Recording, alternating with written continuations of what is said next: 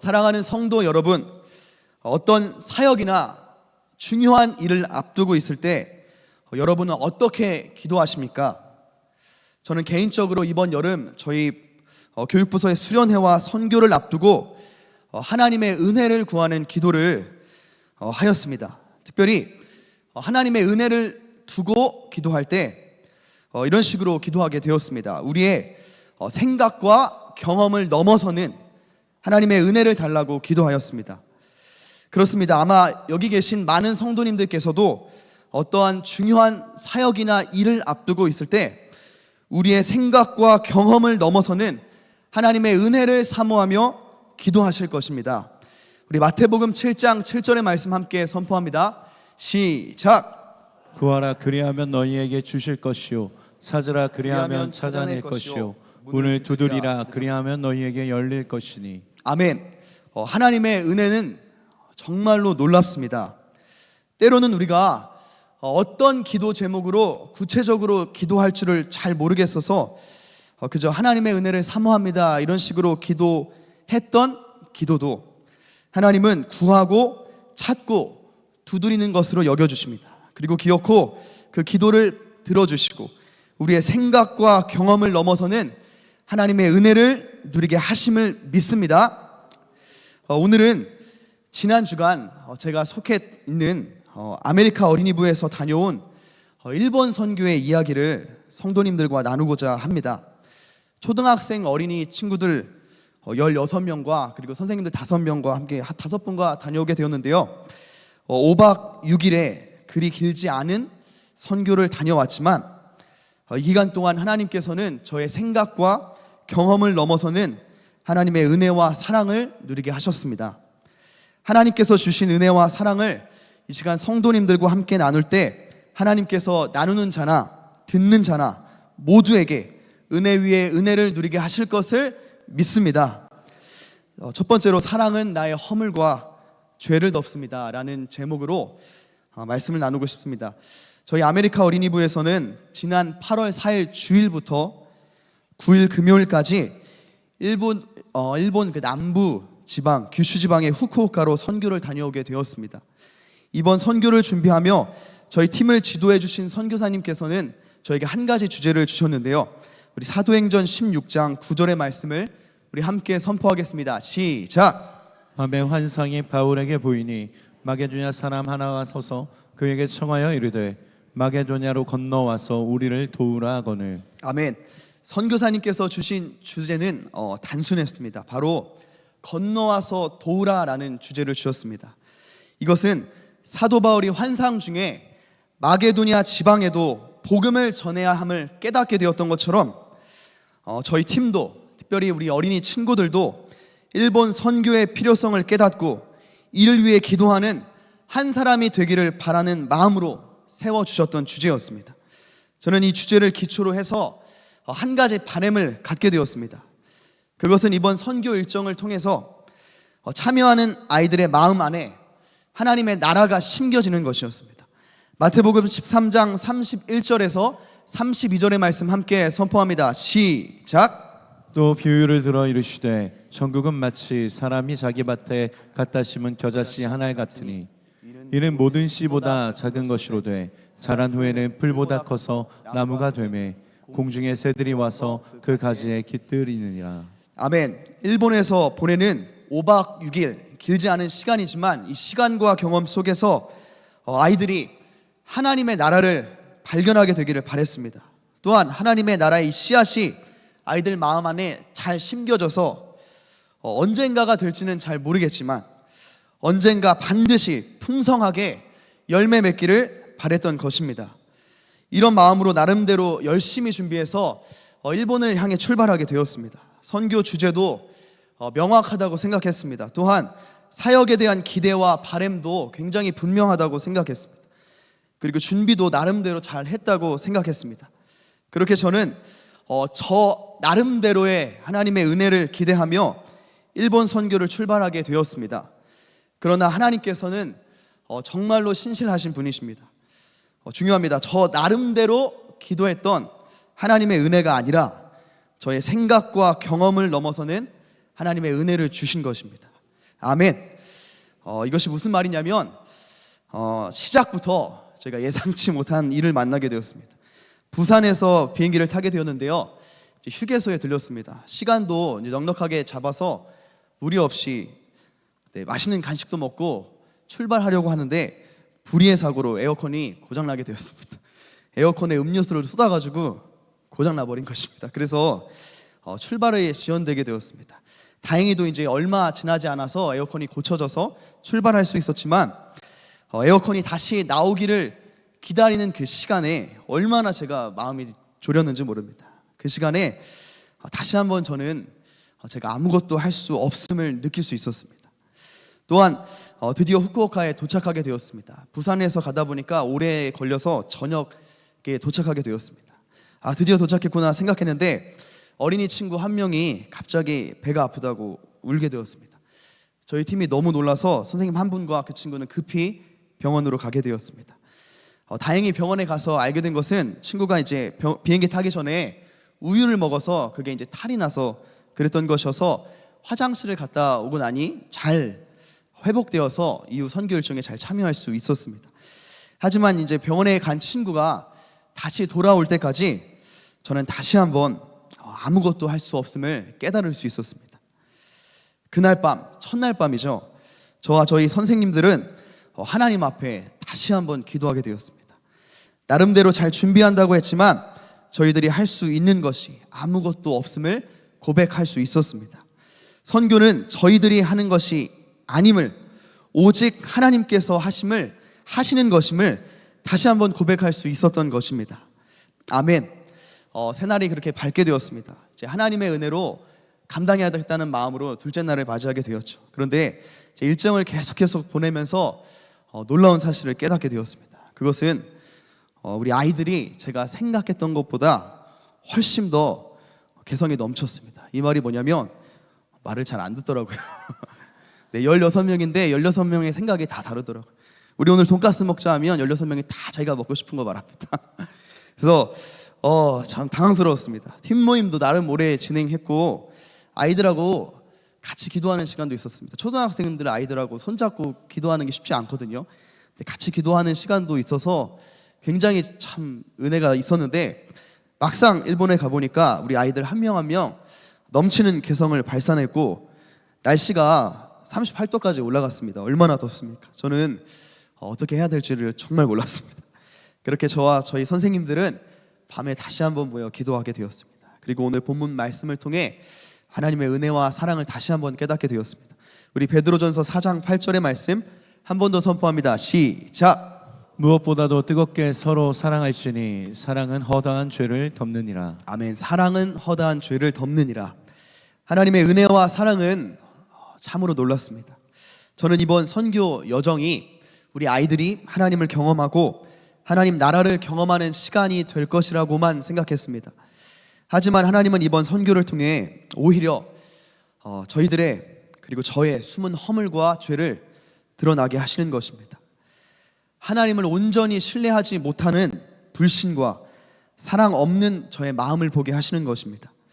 그렇게 선교 기간 동안 온전히 하나님만을 신뢰하기를 바라시는, 또 무엇보다도 지금 함께 하고 있는 우리 친구들을 있는 모습 그대로 온전히 사랑하기를 바라시는 하나님의 마음을 느낄 수가 있었습니다. 사랑하는 성도 여러분, 우리의 이 숨은 허물과 죄가 드러나는 것은 부끄러운 것이 아니라 하나님의 크신 사랑임을 고백합니다. 왜냐하면 하나님은 우리를 깨끗한 그릇으로 귀하게 사용하기를 원하시는 분이시기 때문입니다. 그렇기 때문에 하나님은 우리의 숨은 허물과 죄를 계속해서 드러나게 하십니다. 드러나게 하실 뿐만 아니라 예수 그리스도의 은혜와 사랑으로 우리의 드러난 허물을 다시 한번 가리시고 다시 한번 덮으시고 다시 한번 정결케 하시는 분이 우리 하나님이심을 믿습니다. 그렇게 우리를 하나님 보시기에 귀히 쓰시는 그릇으로, 깨끗한 그릇으로 빚어가시는 것입니다. 가장 먼저 이번 선교 기간을 통해 우리의 숨은 허물과 죄를 드러나게 하신 하나님을 찬양합니다. 또한 우리의 드러난 허물과 죄를 예수 그리스도의 사랑과 은혜로 가리시고 덮으시고 정결하게 하시는 하나님만을 찬양합니다. 이처럼 드러나게 하시고 또한 다시 한번 덮으시고 정결하게 하시고 빚어가시는 하나님의 크신 은혜와 사랑이 저와 오늘 성도님들의 삶에도 늘 풍성하기를 소망합니다. 아멘. 두 번째는 사랑은 이웃의 허물과 죄를 덮습니다 라는 제목입니다. 이번 선교 일정 중에 나가사키를 다녀오는 일정이 있었습니다. 우리 첫 번째 사진 한번 보여주세요. 네, 우리 아이들 귀엽죠? 귀엽지만 말은 잘 안 듣습니다. 네, 내려주셔도 됩니다. 나가사키 지방을 다녀오게 된 이유는 기독교 순교 역사지와 원자폭탄 자료관을 방문하기 위함이었습니다. 이 중에서 원자폭탄 자료관 이야기를 나누고 싶은데요. 1945년 8월 9일 일본 나가사키에 원자폭탄이 폭발하게 되었습니다. 여러분들도 잘 아실 것입니다. 자료관 내용에 의해서 보니까 폭탄이 이제 폭발하는 즉시 약 7만 명의 사람들이 그 순간에 죽음을 맞게 되었다고 합니다. 또한 폭발 후에 2차 방사능 피해로 인해 7만여 명의 사람들이 더 죽게 되었다고 합니다. 그러니까 원자폭탄 한 발 때문에 14만 명의 사람들이 죽게 된 것이죠. 이것은 우리가 사실 가늠하기 어려운 수치입니다.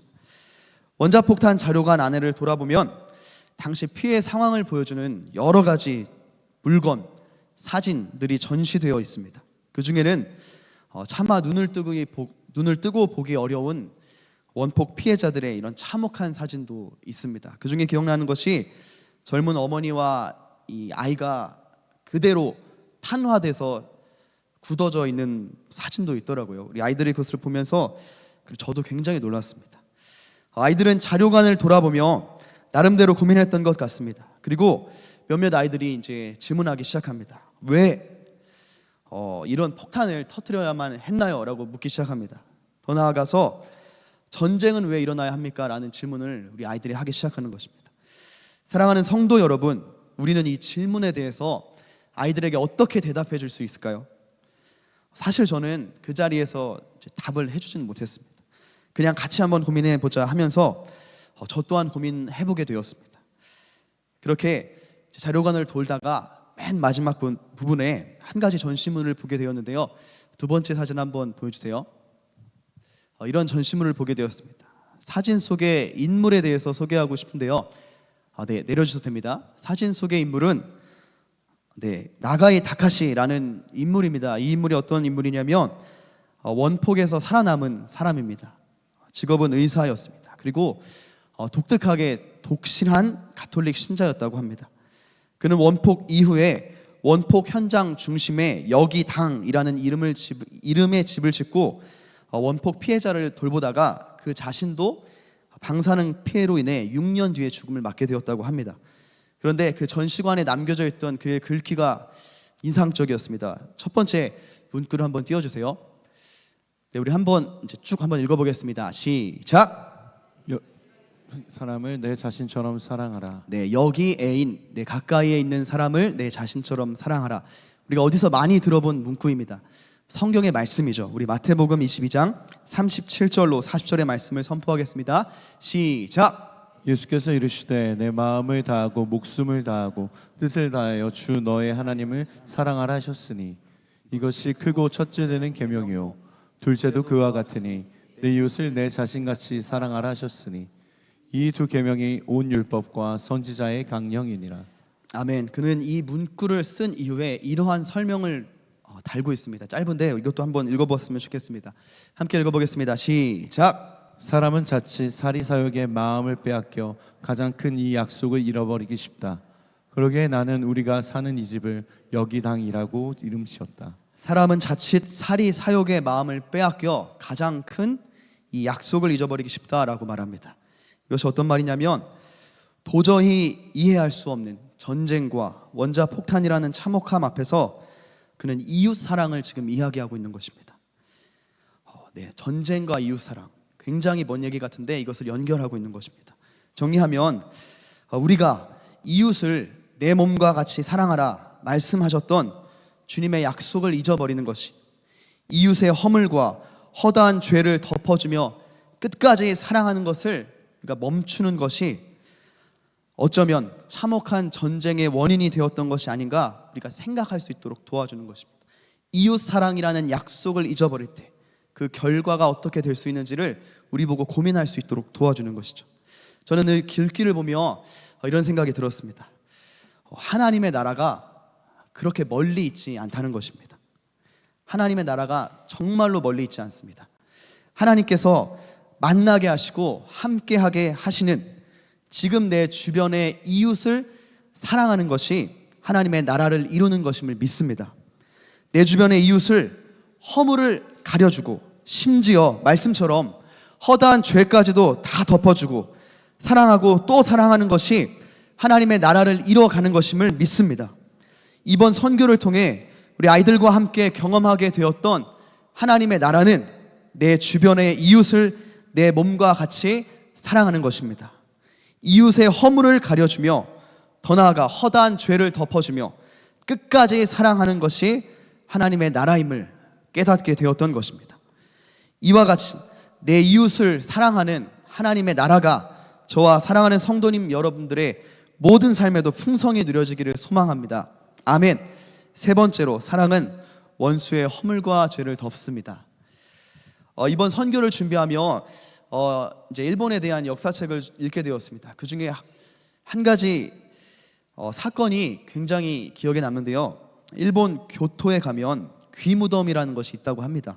그것이 무엇이냐면 임진왜란 당시 우리가 잘 아는 도요토미 히데요시가 일본 무사들에게 이제 주문을 합니다. 어떤 것이냐면 조선 사람들의 귀와 코를 베어오면 그 수만큼 포상을 내려준다는 이야기입니다. 그렇게 임진왜란이 시기에 수많은 조선 사람들의 귀와 코가 일본 무사들에게 베어졌다고 합니다.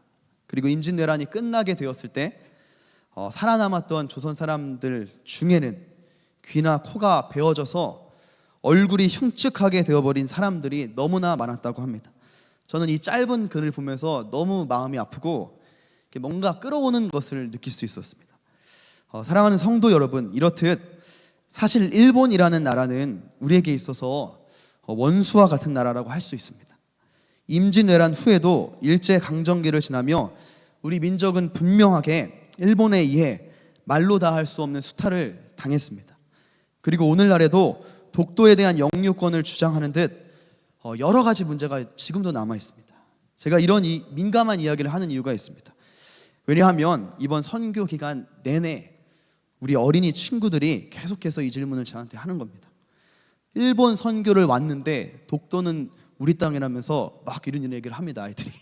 그리고 선교 중에 우리가 일본을 섬기러 왔다고 말은 했지만 우리 아이들이 이런 질문을 합니다. 일본은 왜 그렇게 우리나라에게 못된 짓을 했냐고 계속 물어봅니다. 너무너무 어려운 질문이죠. 사랑하는 성도 여러분, 우리는 어떻게 하면 이 문제를 해결할 수 있을까요? 우리 아이들도 느끼고 있습니다. 우리 아이들도 느끼고 있는 이 역사적인 아픔을 우리는 어떻게 하면 해결할 수 있을까요? 어려운 문제입니다. 이는 우리의 힘과 능으로 할 수 있는 것은 절대로 아닙니다. 원수를 원수로 갚지 않는다면 도저히 해결할 수 없는 문제일 것입니다. 그러나 그렇기 때문에 우리는 이 문제를 이 세상 나라의 관점이 아니라 하나님 나라의 관점으로 다시 한번 봐야 됨을 믿습니다. 하나님 나라의 관점으로 일본을 바라보아야 한다고 믿습니다. 우리 마태복음 5장 43절에서 44절의 말씀 함께 선포합니다. 시작! 또 내 이웃을 사랑하고 내 원수를 미워하라 하였다는 것을 너희가 들었으나 나는 너희에게 이르노니 너희 원수를 사랑하며 너희를 박해하는 자를 위하여 기도하라. 아멘. 너희 원수를 사랑하며 너희를 박해하는 자를 위하여 기도하라. 예수님께서 우리에게 전해주신 하나님의 나라는 원수를 사랑하는 것이라고 말씀하십니다. 원수를 원수로 갚아 보복하는 것을 넘어서서 원수를 사랑하라고 말씀하고 계십니다. 그렇다면 어려운 질문입니다. 정말로 원수의 나라와 같은 일본을 우리는 어떻게 사랑할 수 있을까요? 어려운 질문이죠. 이렇게 답을 내려보고 싶습니다. 그것은 하나님의 완전하신 사랑, 구원의 기쁜 소식 되시는, 복음이 되시는 예수 그리스도를 전하는 것임을 믿습니다. 그들에게 예수님을 전하는 것이 일본을 사랑하는 방법임을 믿습니다. 우리 세 번째 사진 한번 띄워주세요.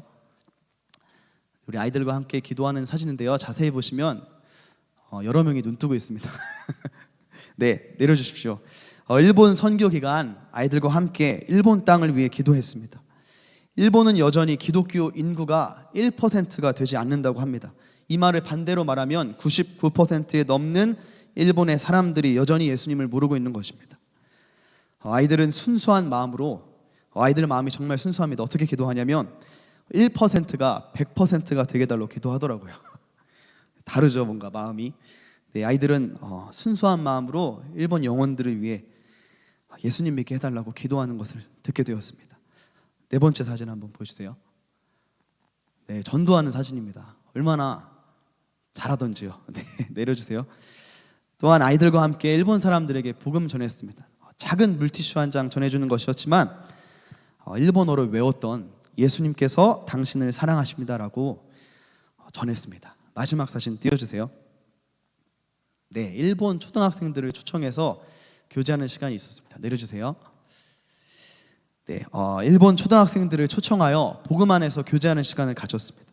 비록 말은 잘 안 통했습니다. 하지만 함께 웃고 교제하는 시간 속에서 정말로 함께 했던 친구들이 예수님을 믿고 하나님의 자녀가 되기를 함께 기도할 수 있었습니다.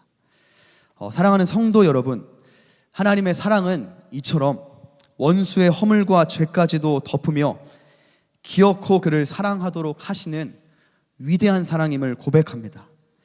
짧은 선교 기간이었지만 아이들이 일본 땅에 하나님의 나라가 임하기를 기도하는 모습을 보았습니다. 또한 예수님을 전하고 복음 안에서 교제하는 모습을 볼 수 있었습니다.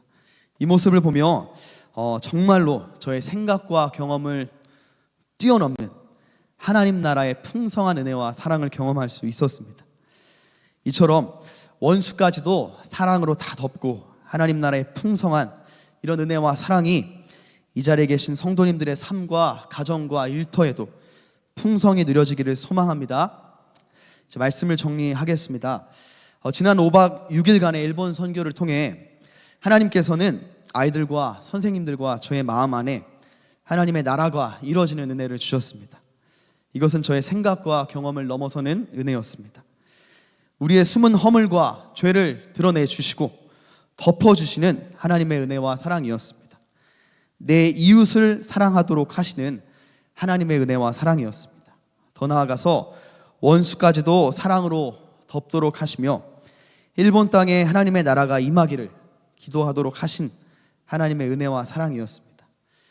네, 사랑하는 성도 여러분, 이처럼 하나님의 은혜와 사랑은 늘 우리의 생각과 경험을 넘어선다는 것을 고백합니다.